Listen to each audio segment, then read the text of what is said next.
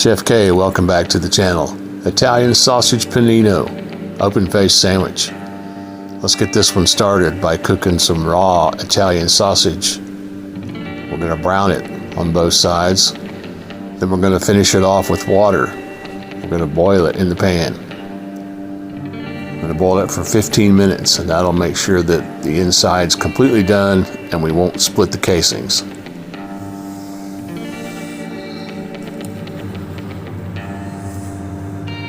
Both sides are brown. We're going to add our water. We're running on medium-high.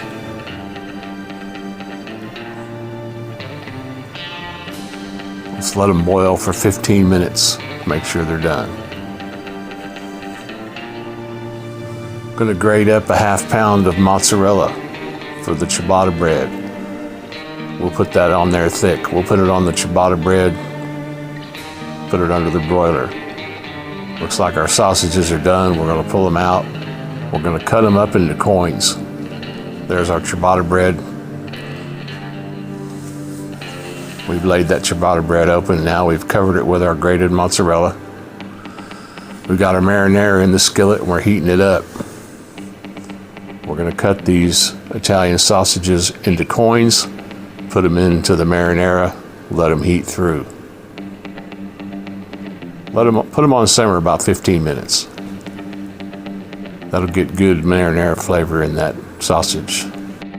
That's going to give the sandwich really good flavor.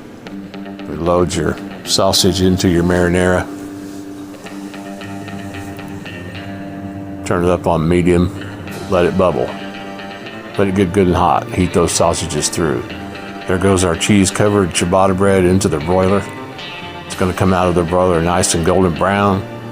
We're going to load that Italian sausage and marinara up on it. There it is. Load it up on that toasted cheesy ciabatta. Hit it with Parmesan. Thanks for watching.